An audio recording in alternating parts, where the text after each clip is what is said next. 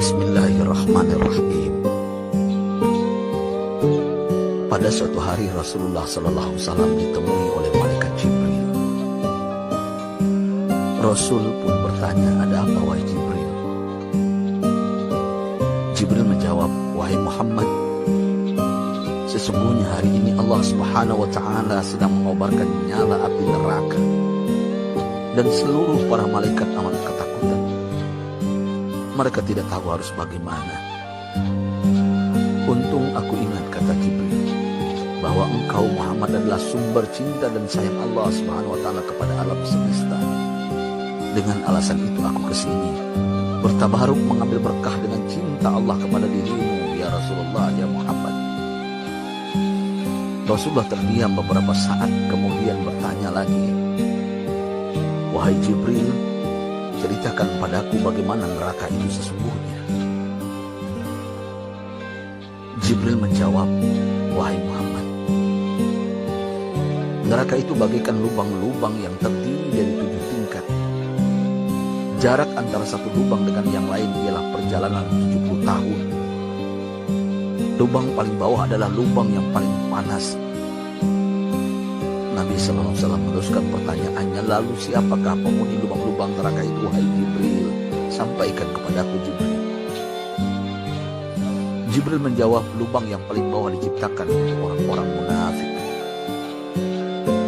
Lubang yang berikutnya untuk menyembah berhala, lalu untuk menyembah bintang dan matahari."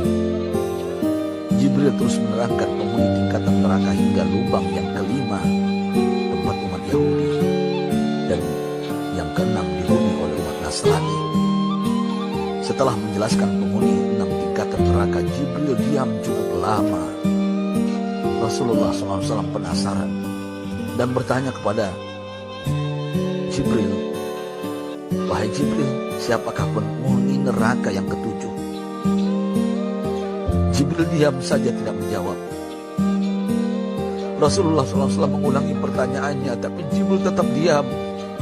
Rasulullah tambah penasaran dan mendesak Jibril agar dijawab pertanyaannya. Akhirnya Jibril pun berkata, "Umatmu, wahai Muhammad, mereka itu para pelaku dosa besar di kalangan umatmu, yang dimana sampai mereka mati belum sempat bertaubat."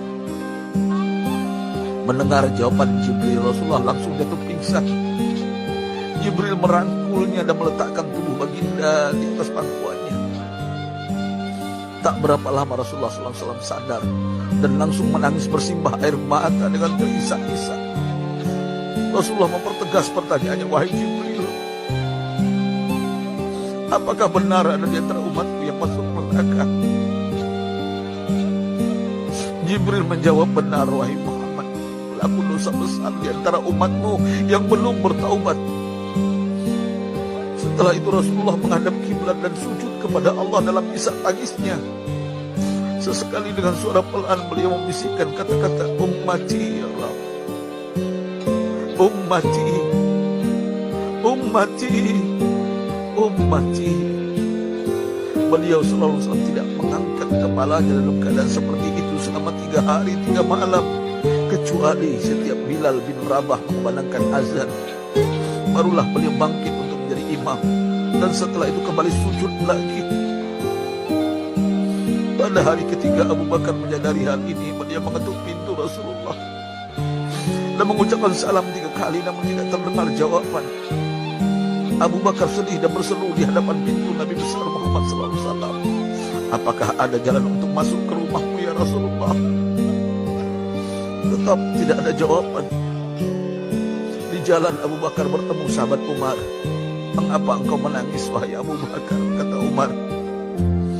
Abu Bakar menceritakan keadaan Rasulullah SAW. Maka Umar pun melangkah menuju rumah Rasulullah dan terjadilah hal yang sama. Umar pun pulang dan menangis. Di jalan Umar bertemu sahabat Salman Al-Farisi. Dengan terisak Umar bercerita kepada Salman hingga membuat dia amat sedih, namun tidak berani mengulangi hal yang sama. Salman melangkah menuju rumah Fatimah radhiyallahu anha dan menceritakan hal itu. Setengah berlari Fatimah menuju rumah ayah tercinta dan mengetuk pintu sambil mengucapkan salam. mendengar suara lembut putri tercinta sejuklah dada Rasulullah. Beliau bangkit dari sujud dan membuka pintu. Alangkah terkejutnya Fatimah melihat Rasulullah, ayah tercinta, amat kurus dan pucat. Fatimah memeluknya lalu menangis. Wahai ayah, apa yang terjadi? Mengapa engkau amat sedih seperti ini? Rasulullah kembali menangis dan berkata dengan suara lirih, wahai Fatimah, belahan jiwaku, bagaimana mungkin aku tidak sedih sedangkan Jibril mengatakan akan ada kelak umatku yang akan masuk neraka. Subhanallah, betapa besar cinta Rasulullah kepada kita umatnya. Sahabatku, Rasulullah mencintai kita.